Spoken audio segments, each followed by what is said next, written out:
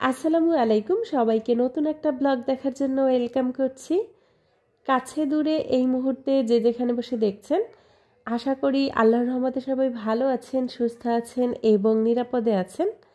আমরাও আলহামদুলিল্লাহ ভালো আছি। আজকে সকালে একটা কাজের মিশন নিয়ে নেমে পড়েছি, তো যার কারণে ব্রেকফাস্ট বানাতে একটু দেরি হচ্ছিল। এরই মধ্যে মারিয়ম উঠে গিয়েছে, তারও ক্ষুধা লেগেছে, তো ওর জন্য আমি একটা ডিম সেদ্ধ করে দিয়েছি। আর মাশরাফির ব্রেকফাস্ট বানাতে তো তেমন কোনো ঝামেলাই হয় না। আগের দিন রাতের বেলা যে ভাত রান্না করি, একটু বেশি করে রান্না করি, পরের দিন সেটা ওকে একটু গরম করে দেই, নয়তো একটা গরম গরম ডিম ভাজা দিয়ে মেখে দেই, ও একদম আরামসে খেয়ে উঠে যায়। আর মারিয়মের ব্রেকফাস্ট বানাতেও তেমন একটা প্রবলেম হয় না, সব সবজি কেটে কুটে একসাথে বসিয়ে দিলেই ওর খিচুড়ি রেডি হয়ে যায়। তো ওই যে বললাম আমি একটা কাজের মিশনে নেমেছি। আজকে কাজের মিশন বলতে আমার রান্নাঘরে কিছু কাজকর্ম আছে।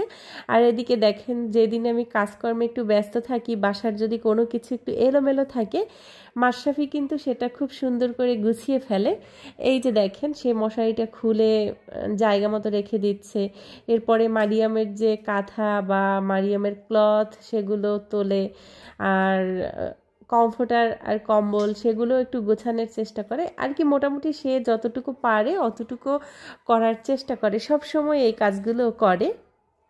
তো যাই হোক, মাশাআল্লাহ আলহামদুলিল্লাহ, দোয়া করবেন। আর এদিকে হচ্ছে মারিয়ামের ব্রেকফাস্টও রেডি। মারিয়াম ব্রেকফাস্টে প্রায় দিনই খিচুড়ি খাওয়া হয়, আর শীতের সময় তো খিচুড়ি মাস্ট থাকেই। শীতের অনেক সবজি একসাথে মিশিয়ে খিচুড়ি রান্না করে দেই, এটা ভীষণ রকমের হেলদি। তো আজকে আমার কাজের মিশনটা কি দেখেন, এতদিন তো শীতের সময় গ্লাস খুলে রান্না করতে পারিনি, কারণ বাহির থেকে অনেক বাতাস আসে। যেহেতু রান্নাঘরের জানালাটা পূর্ব দিকে, প্রচণ্ড বাতাস আসে, সেজন্য জানালা বন্ধ করে রান্না করতে হয়। আর রান্নাঘরের স্পেসটা যেহেতু অনেক ছোট, তো এর মধ্যে অনেক তেল চিটচিটে হয়ে গিয়েছে। রান্নাঘরের ওয়াল থেকে শুরু করে রান্নাঘরে যত রকমের আমার ছোট বড় জার, মশলার জার বা হাঁড়ি পাতিল, সবগুলোর অবস্থা খুবই খারাপ। তো আজকে সে কারণে আমি রান্নাঘরটা একটু ডিপ ক্লিন করব। কালকে রাতেই কিন্তু আমি অর্ধেক কাজ সেরে রেখেছি, মানে কাচের যে জারগুলো সেগুলো আমি ক্লিন করে রেখে দিয়েছি, যাতে করে সকালে আমার একসাথে অনেকগুলো প্রেশার না পড়ে। আর দুপুরের জন্য ভাতটা ওপাশে রাইস কুকারে বসিয়ে দিয়েছি। এখন আর কি রান্নাঘরটা একদম ফাঁকা করে নিয়েছি। ফাঁকা করার পরে আমি হচ্ছে একটু গরম পানির মধ্যে সাবানের গুঁড়া দিয়ে নিয়েছি, তার মধ্যে ভিনেগার এবং লেবু একসাথে দিয়ে নিয়েছি, একটু বেকিং সোডা দিয়ে তারপর সব কিছু মিক্সড করে এখন আমি স্প্রে করে তারপর ঘষে ঘষে সব কিছু আমার তুলতে হয়েছে। আমি সাধারণত ভিম লিকুইড এবং ভিনেগার, হোয়াইট ভিনেগার যেটা সিরকা বলে, সিরকা আর হচ্ছে বেকিং সোডা সব একসাথে দিয়ে আমি রান্নাঘরটা সবসময়ের জন্য ক্লিন করি। কিন্তু প্রচণ্ড শীতের কারণে হচ্ছে এই কাজগুলো করা হয়নি, যার কারণে এই কাজগুলো জমে গিয়েছে। তো আজকে আমার সব কিছু ঘষে ঘষে তুলতে অনেক কষ্ট হয়েছে। প্রথমে তো সব কিছু আমি ভালো করে একটু স্প্রে করে করে ওয়াল এবং জানালার গ্লাস, তারপর উপরে হচ্ছে অ্যাডজাস্ট ফ্যান, আমার যে র্যাকটা আছে, সব কিছু আমি হালকা করে ভিজিয়ে নিয়েছি, তারপর একদম মাজনি দিয়ে ঘষে ঘষে সব কিছু তুলতে হয়েছে। তো সকালে কাজ শুরু করেছি, দুপুরের রান্নাটা কোনো রকমের সেরে নিয়েছিলাম, আর আমার কাজ শেষ হয়েছে একদম সন্ধ্যার সময়। ভিডিওতে তো অল্প সময়ের মধ্যে আপনাদের সাথে শেয়ার করেছি যে একটু সময়ের মধ্যে ক্লিন হয়ে গিয়েছে, কিন্তু এটা ক্লিন করা আসলে এতটা সহজ ব্যাপার ছিল না। এর আগে দেখা যাচ্ছে আমি এক সপ্তাহ পর পরই একটু ডিপ ক্লিন করার চেষ্টা করতাম, যার কারণে আমার ময়লাটা বেশি একটা জমতো না। কিন্তু ওই যে বললাম, শীতের কারণে সব কিছু ময়লা হয়েছে আর সব কিছু একসাথে ক্লিন করেছি। এই যে নিচের র্যাকটা, এই র্যাকটাও একবারই ক্লিন করে নিয়েছি। র্যাকটাকেও আমি প্রায় 15 দিন পর পর ক্লিন করে ফেলি, না নয়তো বা এই চিপাই চাপাই তেলাপোকার বাসা বাঁধে।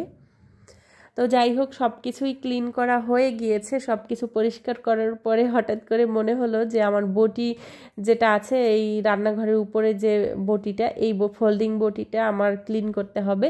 কারণ এই বটিটা বেশি একটা ইউজ হয় না, ইউজ না হওয়ার কারণে কি হয়, লোহায় কিন্তু জং ধরে যায়।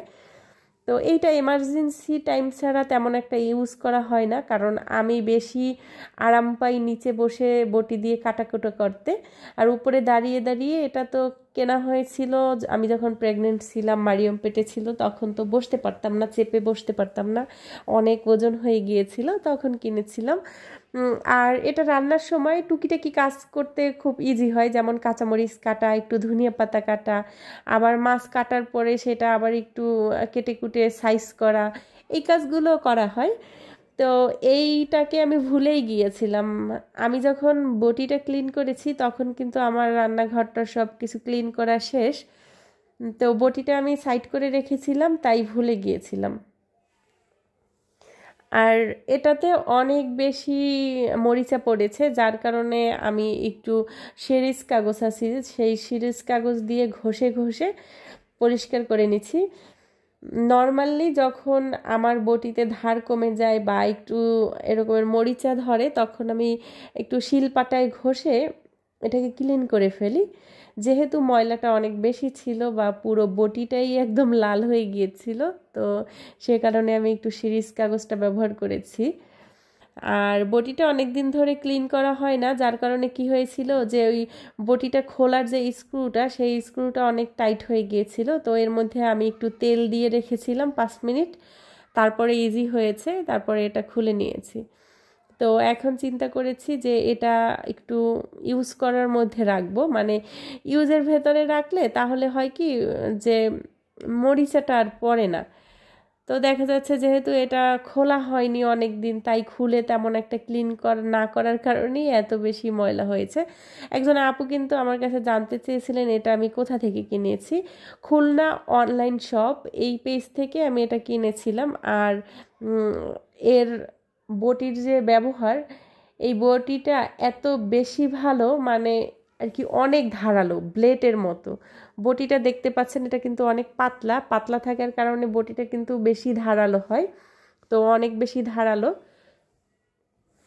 আর আজকে আমি রান্নাঘরের কাজকর্ম করব বলে আমি রান্নাগুলো আগেই করে নিয়েছি এবং শর্টকাট রান্না করেছি, মাছ এবং ডাল রান্না করব। তো অনেক দিন পর আমাদের বাসায় পাঙ্গাস মাছ এনেছে। পাঙ্গাস মাছটা আমার এবং মারিয়ামের অনেক বেশি পছন্দ। আর মাশরাফিও কিন্তু খায়, তবে মাশরাফি কিন্তু সব মাছ খায় না, কোনো মাছ খায় না। আর সব মাছ বলতে কোনো মাছই খায় না। মাছ খেলে সে কি খায় জানেন? মাছের যে মশলা, মাছের ঝোল, সেটাই খায়। আর আপনাদের ভাইয়া তো পাঙ্গাস মাছের কথা শুনতেও পারে না, তবে আমি যেভাবে রান্না করি, এই প্রসেসে রান্না করাতে অনেক বেশি মজা লাগে। মানে পাঙ্গাস মাছগুলো ছোট ছোট টুকরো করে কাটি, তারপর একটু লেবু, লবণ, গরম পানি দিয়ে ভালো করে ধুয়ে নেই, এতে করে কোনো রকমের গন্ধ থাকে না। তারপর তেলের উপরে ভালো করে ফ্রাই করে একদম মাংসের মতো ভুনা করি। মাংসে যেই যেই মশলা দেওয়া হয় আমি কিন্তু পাঙ্গাস মাছের সেম মশলা দেই। তো এভাবে একদিন রান্না করে দেখবেন, যে পাঙ্গাস মাছটা যারা খান না বা পছন্দ করেন না, দেখবেন যে অনেক বেশি মজা লাগে। অন্য অন্য মাছের তুলনায় আমার পাঙ্গাস মাছ অনেক বেশি ভালো লাগে। তো যাই হোক, অনেকেই আমাকে কিন্তু একটা কমেন্ট করেন যে বর্তমানে আমার ওজন কত। বর্তমানে আমার ওজন হয়েছে 78-79-র মধ্যে থাকে, 79 বেশি থাকে, 78-79 এভাবে। ওজনটা কিন্তু আমার তেমন একটা বাড়েনি। না বাড়ার একটা কারণ আছে, আমি যে অনিয়ম করি, আমি কিন্তু চিনি খাই না, বা আমি চেষ্টা করি একটু টুকটাক এক্সারসাইজ করতে, কাজকর্মের মধ্যে থাকতে, এতে করে কিন্তু বেশি ওজনটা বাড়ে না। আর অনেকেই বলেন যে ডায়েট শুরু করব বা ওজন কমাতে চাই, ওজন কমছে না, তারা কিন্তু এখন থেকে ওজন কমানোর প্রসেসিংটা শুরু করতে পারেন। যারা একবারে ওজন কমাতে পারছেন না, তারা কিন্তু একটু একটু করে শুরু করতে পারেন। যেমন আপনি প্রথমে বাহিরের প্রসেসিং খাবার, প্যাকেট খাবারগুলো বাদ দেন, তারপর আটার জাতীয় বা আটায় তৈরি খাবারগুলো বাদ দিয়ে দেন, এরপরে আপনি চিনি খাওয়া বন্ধ করেন, এভাবে করে একটু একটু করে সব কিছু বাদ দেন। যেমন এরপরে ভাত খাওয়া বন্ধ করে দেন, দেখবেন যে হয়ে যাবে। আপনারা যারা ওজন কমাতে চান বা অনেক ওজন কমাতে চান তাহলে কিন্তু এটা আপনাদের জন্য একটা সুবর্ণ সুযোগ, মানে এক্ষুনি আপনি ডায়েট শুরু করে দেন। আর রমজানের তো বেশি দেরি নাই, হয়তো বা আর 1 মাসের মতো আছে, 1 মাসও নাই, 1 মাসেরও কম আছে। এখন যদি আপনি ডায়েট শুরু করেন, মানে আপনি ফ্যাট অ্যাডাপ্টেশনের মধ্যেই ওরকমভাবেই কন্টিনিউ করবেন, করতে করতে দেখবেন যে আপনার ক্ষুধার প্রবণতাটা থাকবে না। তারপর সামনে 30টা রোজা আসতেছে, আর এই 30টা রোজা তো রহমতের মাস, আর রোজার মধ্যে এমনিতেই সব কিছুর বাড়তি বাড়তি রহমত থাকে। তো এই সময়টা আপনি চিন্তা করবেন, আপনি তো রহমতের জন্য রোজা রাখবেন, সাথে সাথে কিন্তু আপনার ওজনটাও কমে যাবে। ওজন কমানোটাও কিন্তু কম রহমতের জিনিস নয়। যেমন বাড়তি ওজনে কিন্তু আপনাদের এখন অনেক বেশি প্রবলেম হয়। বাড়তি ওজন থাকলেই 3টা জিনিস মাস্ট, 3টা জিনিসের যে কোনো একটা ধরে গেলে আপনার জীবন থাকবে না, যেমন ডায়াবেটিস, প্রেশার, হার্ট অ্যাটাক। তো এই 3টা থেকে মুক্তি পেতে হলে অবশ্যই আপনাকে ওজন নিয়ন্ত্রণে রাখতে হবে। তো এখন হচ্ছে মোক্ষম সময়, এখনই শুরু করে দেন, দেখবেন যে রোজাটাও আপনাদের জন্য অনেক সহজ হয়ে যাবে। সারাদিন আমি কাজে অনেক ব্যস্ত ছিলাম, যার কারণে মারিয়ামের খাবার দাবারেও অনেক ব্যাঘাত ঘটেছে। তো দুপুরেও খাইনি, না খেয়ে ঘুমিয়ে গিয়েছে। তো সন্ধ্যায় ওর জন্য আমি মিনি কুকারের মধ্যে গুড় এবং বাদাম দিয়ে একটু পায়েস করে দিচ্ছি।